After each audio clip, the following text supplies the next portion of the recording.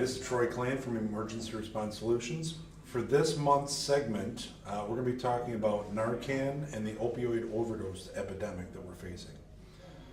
We're going to be using these Narcan sprays. We're going to be talking about the assessment and treatment for these opioid overdoses.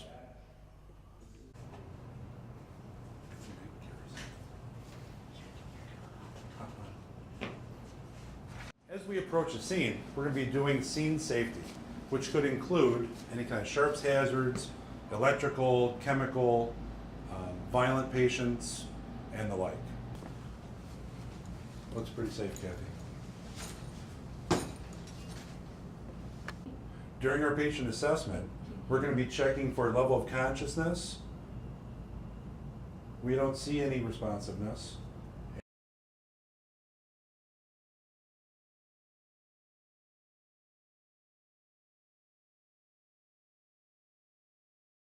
And then we're going to be checking for breathing likewise.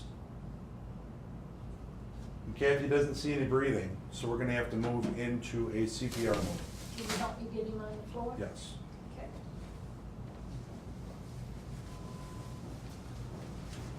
There, let me grab the back of his head.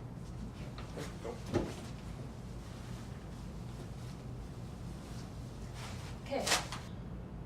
Once you've confirmed that you have an emergency and what's going on, you need to make a brief initial report to security, depending on your plant's protocols. Who, what, where, and what resources may be needed. Security, this is Troy, we're at Alpha 1. We're going to need the hospital and the outside ambulance to respond to this location. We have a man down in cardiac arrest. Since we're doing CPR, we need to apply the AED, so Kathy's going to do that right now too. Remove clothes from patient's chest. Peel white pads from gray plastic case. Attach pads to big. Stay clear of patient. Clear? Analyzing heart rate. Kathy, keep on going with the CPR while the AED is starting. We need to make the area safe before we give the Narcan, so we're going to move any big objects out of the way in case the patient wakes up, becomes violent, or starts having any kind of difficulties that we need to make more actions. All right, I'm going to stick this in your nose. Okay, 4 milligrams of Narcan is in. It's all been administered. Continue the circulation of that. All right, start with that on his face. Yes. Thank you, madam. We need to check for medic alert tags on the patient.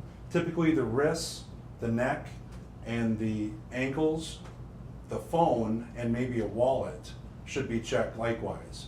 Also, if there's any witnesses around, we can check to see if they know anything about our patient and get a medical history from them.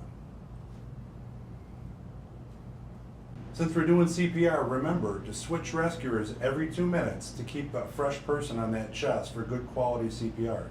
The AED will help you out to remind you to switch people when it goes through its cycles.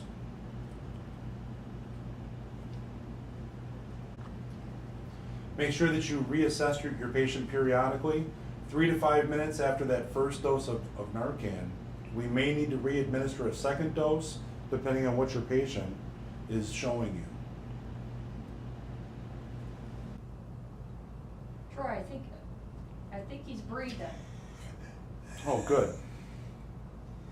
How often is he breathing, Kathy? Oh, it's more than 8 times a minute. Okay, good. Well, let's put him into that recovery position to protect his airway. Put the O2 on him so he's getting a good constant flow, and keep on monitoring him.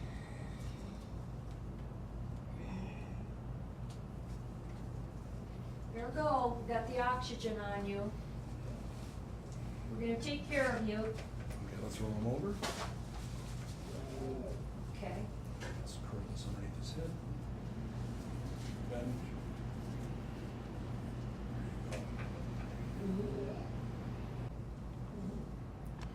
So since we put him in that recovery position, we need to keep monitoring him. We can get a set of vitals on him, blood pressure, pulse, respirations, level of consciousness. Make sure that we get a good sample history on him from whoever may be around again or from him as they keep on waking up. Oh, medical's here. Hey there, I'm Tori, your nurse from Medical. Oh, hey, Tori. So we have a 50-year-old male. We found him in cardiac arrest. We started CPR on him. We applied the AED. We haven't applied any shocks yet. We moved on to doing a patient assessment. We found that he had pinpoint pupils, which Okay. led us to an opioid overdose. We applied 4 milligrams of Narcan, which we had a response after a few minutes. So he started to breathe. We have an O2 mask on him right now, recovery position, got a set of vitals, sample history, and I think we're ready to go. Great. Let's get the cot and get him transported down to medical. So we will. Hey Troy, I've been discovering, Medical has different devices than just the nasal spray, this, because of cost. Have you run across from that, anything like that? I have. Several of the plants have this type of Narcan administration device. There's 1 or 2 other kinds out there, and it's all plant specific with this training that we're doing. So whatever device you have at your plant, be familiar with it, because it may not always be this kind right here. Another thing, have you seen this officer safety alert with carfentanil? I have. We've talked about this particular form in some of the classes. Hopefully you guys have seen it. If you haven't, it's just kind of running down some of the different strengths and potential hazards associated with this carfentanil or fentanyl that can be added to the heroin. But whatever kind of opioid overdose you come across, just be careful. It could be a powder, it could be a liquid, it could be needles involved, so sharps don't get stuck. Several safety officers have been affected by this and have had to be Narcan themselves. Some of them have had to have up to 4 doses of Narcan to counteract what they were just exposed to with a little puff of something or by getting a little bit of liquid on them. So yes, it's very important that we be very safe on our scenes and protect ourselves as much as possible. Thanks. Now that we've completed this month's training, it's your turn to go out and practice. We talked about the assessment and the treatment of a patient with an opioid overdose. Go out and use your skills checklist to run through a scenario and practice those skills.